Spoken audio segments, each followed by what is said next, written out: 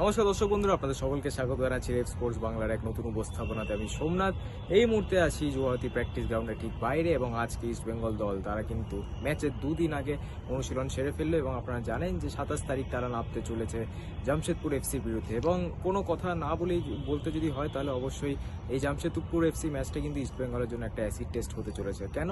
জামশেদপুর কিন্তু ভালো রিদেমে আছে, তারা পরপর দুটো ম্যাচ জিতেছে, আনলাইক আদার টিমস যারা আমরা হয়তো অবশ্যই আইএসএল স্পোর্টস ক্যানের কথা বলেছিলাম, যারা হয়তো একটা ভালো রেজাল্ট দিতে পারে, চেন্নাইন বলুন, নর্থ ইস্ট বলুন কিংবা ইন্টারকাশি বলুন, তারা কিন্তু এখনোভাবে সেভাবে তাদের দলটা মেলে ধরতে পারেনি। কিন্তু অন্যদিকে জামশেদপুর, তাদের কথা অবশ্যই আমরা বলেছিলাম যে স্ট্রং টিম আছে এবং তারা কিন্তু অবশ্যই তিন পয়েন্ট তুলে 6 পয়েন্ট এখন তাদের, এবং সেই হিসেবে কিন্তু 6 পয়েন্ট নিয়ে তারা এখন কলকাতায় আসছে ইস্ট বেঙ্গলের বিরুদ্ধে নামার জন্য। এবং এই টিমের বিরুদ্ধে, এই জামশেদপুর টিমের বিরুদ্ধে ইস্ট বেঙ্গলকে ঠিক কতটা ফিজিক্যাল খেলতে হবে এটা ধারণা আপনারা করতে পারছেন, কারণ জামশেদপুরের যে হেড কোচ তিনি কিন্তু ওয়েন কয়েল, যিনি বিখ্যাত ফিজিক্যাল ফুটবল খেলার জন্য। এবং সেখান থেকে ইস্ট বেঙ্গলে কিন্তু নিজের অ্যাটাক সেটাকে আরও ভালোভাবে শান দিতে হবে, কারণ ডিফেন্সে অবশ্যই কেভিন সিবিআর অনুপস্থিতি সেটা কিন্তু কিছুটা হলেও পোষাতে পারবে এই অ্যাটাকে একটা বেশি বিদেশি বা অ্যাটাকে একটু বেশি স্ট্রেংথ। সেটা অবশ্যই ইউসুফ এজারি, তিনি দারুণ ফর্মে আছেন, 2 ম্যাচে 4টে গোল তার অবশ্যই আছে। আর মোহাম্মদ রাশিদ মিডফিল্ডে যথেষ্ট ভালো খেলছে এবং তাদের নতুন বিদেশি, ইস্ট বেঙ্গলের নতুন বিদেশি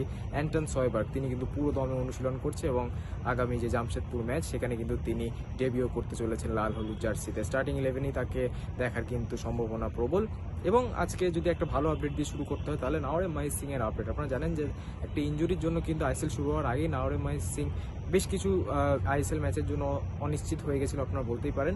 কিন্তু নাওরেম মাহিত সিং এর যে রিকভারি প্রোগ্রেসটা সেটা কিন্তু যথেষ্ট ভালো, এবং আজকে আমরা দেখতে পারলাম নাওরেম মাহিত সিং কিন্তু পুরো দলের সঙ্গে অনুশীলন করলেন, এবং এটা অবশ্যই একটা বলতে পারেন যে পজিটিভ দিক ইস্ট বেঙ্গলের জন্য। কারণ মহেশের মতো কোয়ালিটি মিডফিল্ডার বা ইন্ডিয়ান ক্রিয়েটিভ মিডফিল্ডার যদি থাকে তাহলে কিন্তু ইস্ট বেঙ্গল তাদের এক্স ফ্যাক্টর বা তাদের মেন প্লেয়ার মিগেল ফেরেরাকে কিন্তু বেঞ্চ করিয়ে খেলতে পারবে বা রেস দিয়ে খেলতে পারবে। এবং এই নাওরেম মাহিত সিং এর যে ইউজটা বা নাওরেম মাহিত সিং এর যে কোয়ালিটিটা আপনারা কিন্তু বুঝতে পারবেন। IFA finally east Bengal use করেছিল তাকে অ্যাটাকিং মিডফিল্ডে, এবং তাই মিগেল ফেরেরা কিন্তু সেকেন্ড হাফেও নামাতে পেরেছিল অস্কার গুজনের দল। এবং এই নাওরেম মাহিত সিংকে নিয়ে কিন্তু ইস্ট বেঙ্গল যে আইএফএ শিল্ডের ফার্স্ট হাফটা খেলেছিল সেখানে কিন্তু 1 গোলে এগিয়েছিল, এবং তারপর অবশ্যই গোল শোধ দেন আপুইয়া। বাট টিমটা কিন্তু যথেষ্ট ভালো খেলেছিল। নাওরেম মাহিত সিং এর উপরে অ্যাটাকিং মিডফিল্ডের দায়িত্ব পড়েও কিন্তু তিনি যথেষ্ট ভালো ফুটবল খেলেছিলেন। এবং এই প্লেয়ার যদি ফিট হয়ে যায় জামশেদপুর ম্যাচে তাহলে কিন্তু অবশ্যই ইস্ট বেঙ্গলের জন্য একটা পজিটিভ দিক ইতিমধ্যেই হবে।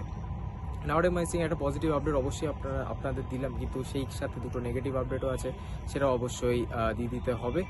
ইনজুরি আপডেট অবশ্যই, যেটা হচ্ছে প্রথমত নাম মিগেল ফেরেরা, ইস্ট বেঙ্গলের এখন বলতে পারে শোম্যান, দর্শকদের মধ্যে ইতিমধ্যেই ফ্যান ফেভারিট এই প্লেয়ার মিগেল ফেরেরা। এবং লাস্ট 2 ম্যাচে যে ফুটবলটা তিনি খেলেছেন আমার মনে হয় যে ভারতে এই মুহূর্তে কোনো বিদেশি এতটা কোয়ালিটি দেখায়নি আপাতত দুটো ম্যাচে। তো মিগেল ফেরেরা অবশ্যই ইস্ট বেঙ্গলের মেইন ম্যান, কিন্তু গতকালের পর আজকেও কিন্তু মিগেল ফেরেরা প্র্যাকটিস করেনি ইস্ট বেঙ্গলের মূল দলের সঙ্গে। তিনি ওই সেম আগের দিনের মতো রানিং করছিলেন, মাঠের চারপাশে দৌড়াচ্ছিলেন ঠিকই, কিন্তু আগেন মিগেল ফেরেরা কিন্তু আজকে ইস্ট বেঙ্গলের যে মূল দল সেটার সাথে প্র্যাকটিস করেনি।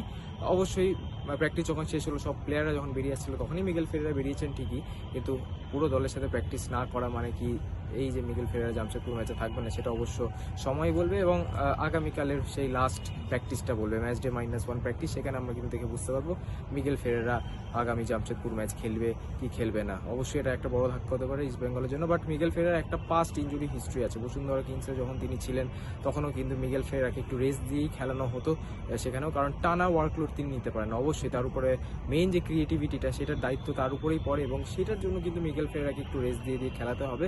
নাওরেম মাহিত সিং যদি উপস্থিত থাকতেন প্রথম ম্যাচেই তাহলে হয়তো মিগেল ফেরেরাকে এত পরপর খেলতে হতো না বা এতটা মিনিটস খেলতে হতো না। বাট অবভিয়াসলি দুটো ম্যাচ টানা 90+ মিনিট খেলার পর কিন্তু অবশ্যই একটু রেস্ট দরকার, এবং তাই জন্য হয়তো প্রিকশনারি মেজার দেখে খুব একটা রিস্ক নিচ্ছে না ইস্ট বেঙ্গল ম্যানেজমেন্ট। এবং যা জানতে পারছি সূত্র মারফত, মিগেল ফেরেরার ঘাড়ে কিন্তু একটা ইনজুরি ঠিক বলা ঠিক না, ঘাড়ে একটু ব্যথা আছে, এবং সেটার জন্যই কিন্তু তিনি প্র্যাকটিস করেননি মূল দলের সঙ্গে, তিনি জাস্ট রানিংই করেছিলেন নিজের ফিটনেসটা বজায় রাখার জন্য।